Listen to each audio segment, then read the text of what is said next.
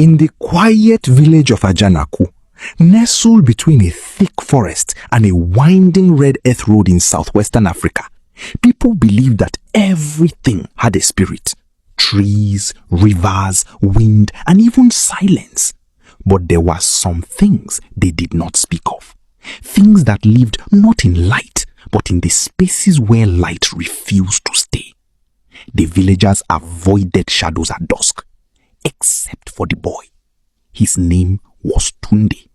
Tunde was born during the Harmattan season, when the air turned dry and the sky wore a pale, dusty veil. On the night of his birth, his mother claimed the oil lamp in her hut flickered without wind, stretching shadows across the mud walls like long fingers reaching for something unseen. By morning, she was gone, vanished without a trace, leaving behind only the child and whispers that refused to settle. Tunde grew up under the care of his grandmother, Iya Sade, a woman whose face held more stories than the oldest tree in Ajanaku. She noticed early that the boy was different. He would sit alone, staring at corners of the room where darkness gathered, nodding as though listening. Sometimes he would laugh. Other times he would tremble. "What do you see, child?" she once asked. Tunde did not answer her directly. Instead, he said softly, "They say the ground remembers everything." Iya Sade's heart tightened. As Tunde grew older, the village grew uneasy. Goats went missing. Children woke up crying, claiming something cold had brushed past them in the night. Shadows seemed longer, heavier, as if they carried weight. And Tunde began to speak more. "They are not just shadows," he told his grandmother one evening as the sun bled into the horizon. "They are people who forgot how to live." "Spirits," she whispered. "No," Tunde said, shaking his head slowly. "Something worse. They are the ones who were never remembered." Word spread quickly. The elders summoned Iya Sade to the shrine at the edge of the forest, where ancient stones stood like silent judges. The chief priest, Baba Olumide, listened carefully as she spoke, his expression carved from stone. "This boy is dangerous," one elder muttered.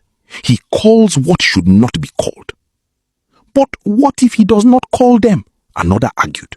"What if they call him?" A heavy silence followed. Baba Olumide finally spoke. "Bring the boy." That night, under the pale glow of the moon, Tunde stood before the shrine. The forest loomed behind him, its darkness thick and watchful. "Boy," Baba Olumide said, his voice low, "tell me, what do the shadows want?" Tunde's eyes moved, not toward the priest, but toward the ground behind him. The shadows cast by the shrine's fire danced unnaturally, stretching and shrinking in ways that defied the flames. "They want to be seen," he said. "They want to be heard." "And if they are?" the priest asked. Tunde's lips curled into something that was not quite a smile. "Then they will not be shadows anymore." A sudden gust of wind extinguished half the torches. Darkness spilled across the shrine, and for a brief moment, no one breathed. Then came the whisper. Not from Tunde, from everywhere. The villagers panicked. Some fled. Others fell to their knees, chanting prayers that tangled in their throats. When the flames were relit, Tunde was gone. So was Baba Olumide. The village did not sleep that night. By morning, the forest seemed closer, as though it had taken a step forward while no one was looking. A search party was formed, led by the strongest hunters. Iyasade insisted on going, her old bones defying every warning. They found footprints, 2 sets, leading into the forest. But only one set led deeper. The other stopped abruptly, as though the earth had swallowed its own whole. The deeper they went, the quieter the forest became. No birds, no insects, only the sound of their own breathing, and something else, faint and rhythmic, like whispers moving through leaves that were not there. Then they found Tunde. He stood in a clearing where no sunlight reached, though the canopy above was thin. Shadows pulled unnaturally around him, thick like liquid. Tunde, Iyasade cried.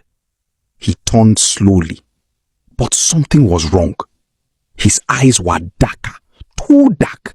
Not empty, but full of movement, like countless things shifting behind them. They showed me, he said calmly. Showed you what? One hunter demanded, gripping his spear. Tunde tilted his head. The truth of Ajanaku. The ground trembled. The shadows around them began to rise. Not stretch, not shift, but lift from the earth as though peeling away from it. Shapes formed, vague at first, then clearer. Faces, hands, hollow eyes. The villagers screamed. These are not spirits, Tunde said. These are the forgotten. What do you mean? Iyasade asked, her voice breaking. Tunde stepped aside, and behind him, the earth cracked open.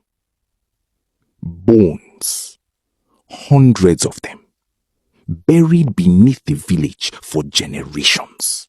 Victims of wars never spoken of. Sacrifices hidden beneath tradition. People erased so completely that even their names had been denied to the wind. They were never honored, Tunde whispered. So they stayed. The shadows surged forward, not attacking, but reaching. Hungry not for flesh, but for acknowledgement. The hunters dropped their weapons. Some fell weeping. This is your doing, one elder shouted at Tunde. You brought them. No, Tunde replied quietly. You kept them. The realization struck like thunder. Everything Ajanaku feared had always been beneath them. The shadows did not belong to the boy. They belonged to the village. As the darkness thickened, Iyasade stepped forward, her voice trembling but strong. We remember you, she said. The shadows paused. We remember, she repeated, louder now. You are not forgotten. One by one, the others joined her. Names were spoken, guessed, invented, pieced together from fragments of stories long buried. Tears fell freely, soaking into the broken earth. The shadows began to change. They softened, faded, not vanishing, but becoming lighter, as though finally unburdened. Tunde watched silently. When the last shadow dissolved into the air, the forest exhaled. Birds returned. Light broke through the canopy. And Tunde collapsed. When he awoke, he was no longer in the forest. He lay in his grandmother's hut, sunlight warming his face. They are gone, he said weakly. Iyasade nodded, tears slipping down her cheeks. Because of you. Tunde shook his head slowly. No, because they were finally seen. Life in Ajanaku changed after that. The villagers built a memorial where the bones were found. They told stories, painful ones, honest ones. The silence that once protected them was broken. But Tunde never spoke to shadows again. Not because they were gone, but because they no longer needed him. And sometimes, as the sun set and shadows stretched across the land, they no longer felt heavy. They felt at peace.